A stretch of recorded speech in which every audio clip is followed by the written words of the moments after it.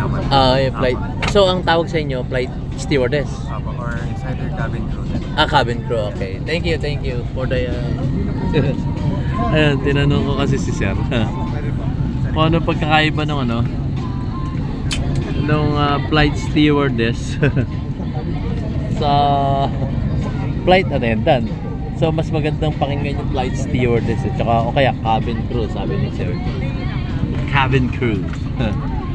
We're here inside the aircraft, Cebu Pacific. So, ayan, natanong natin kay Sir.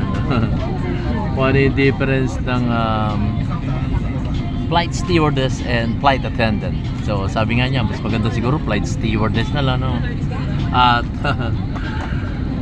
o kaya cabin crew yun sinasabi nila. So anyway, yan dito tayo sa Terminal 3 Cebu Pacific.